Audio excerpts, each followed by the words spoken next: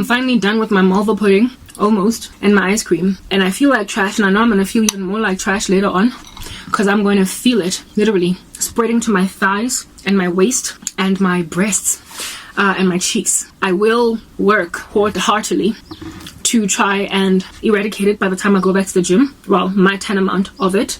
But this situation that I am in is exasperated by an irresponsible government, which is written off in Matthew 24 as being the state of the lands, the nations, in the last days. That nations are going to be in perplexity, the sea and the waves are roaring. The South African apartheid crisis has created more issues on the ground, like collateral damage style, like unexpected consequences, basically, than we could ever fathom to be the issue. It is creating, out of an otherwise very intelligent society, what looks like dumb people that can't get their act together.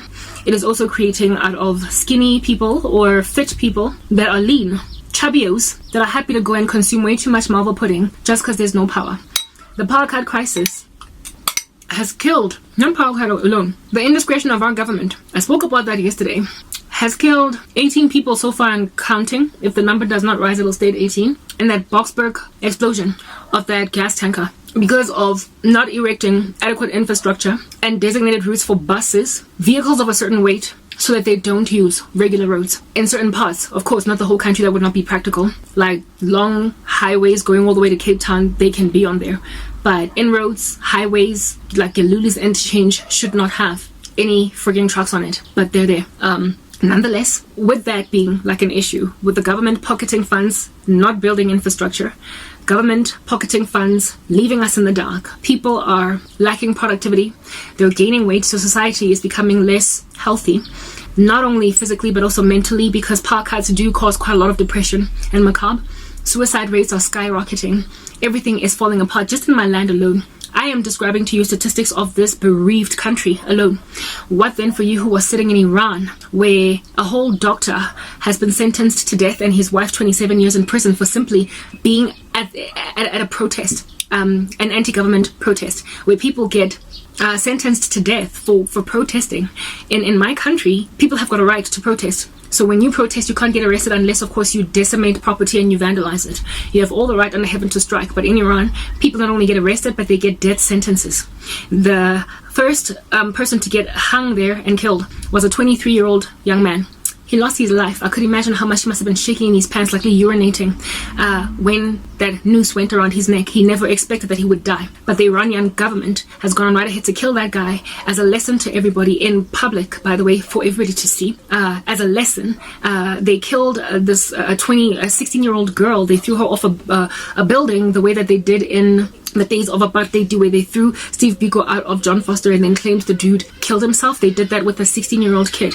That is in Iran. It's very extreme there, and what's happening there is because of anti-government protests and basically anti-women, like just this very harsh regime against female rights. That's what's going on. In Afghanistan, women are crying because the Taliban has said that you guys are not going to study anymore, so in universities they gotta leave, and the university students that are male there are protesting on behalf of the female students.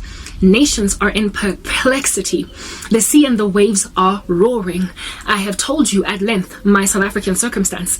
Our nation is in perplexity. The sea and the waves are roaring, and that perplexity is caused by irresponsible governments. Largely the perplexities in our nations is caused by irresponsible governments.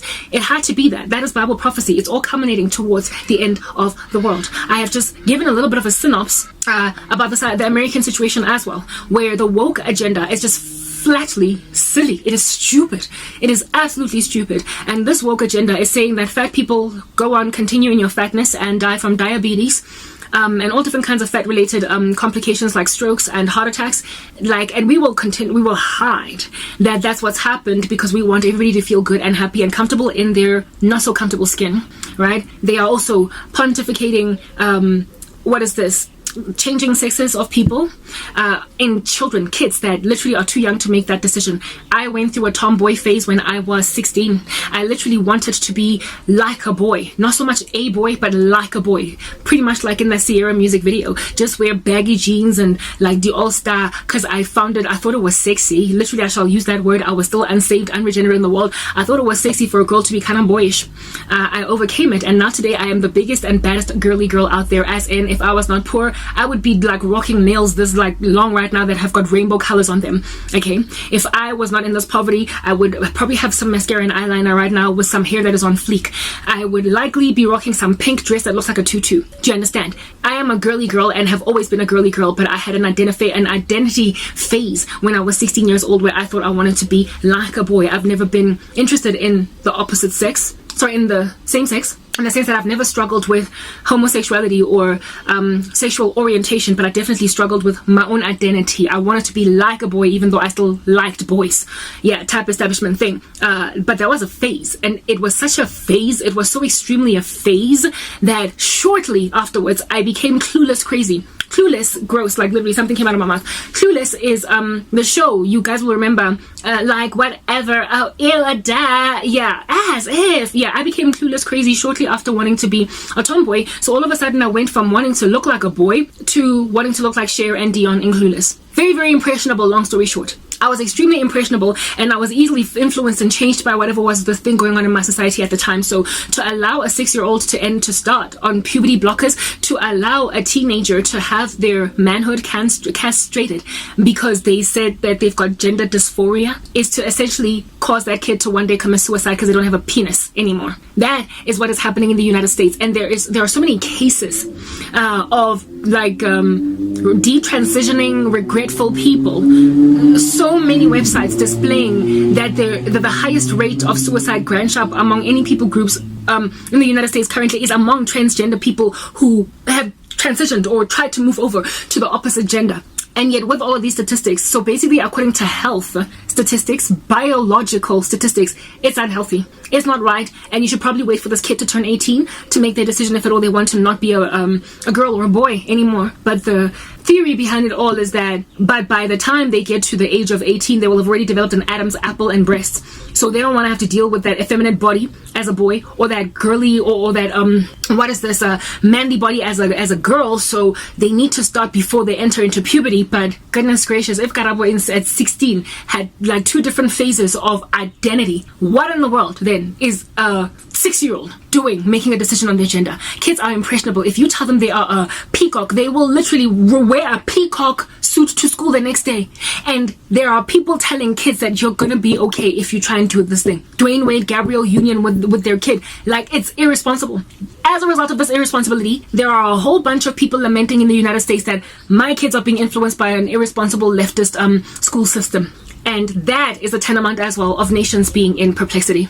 The sea and the waves roaring. Those are the conditions of the earth prior to the Antichrist rearing his ugly head and saying, I'll take over from here, since they have destroyed their lands and nobody in those lands are happy and content with their governments, with their leaders. So I'm the one dude that's going to be Mr. Fix-It-All. Chad, the watchman on the wall, calls it Mr. Know-It-All, Mr. Fix-It-All, Mr. Patch-It-Up-All. He's going to patch up all the wounds of the nations in perplexity. He's going to give South Africa electricity. He's going to give Iranian women the ability to walk around without wearing those hijabs. He is going to give the United States system its masculinity back. And so everybody's going to love him. We're going home. I'm signing out in Christ's name, Krenke. I hope you've been edified. Bye.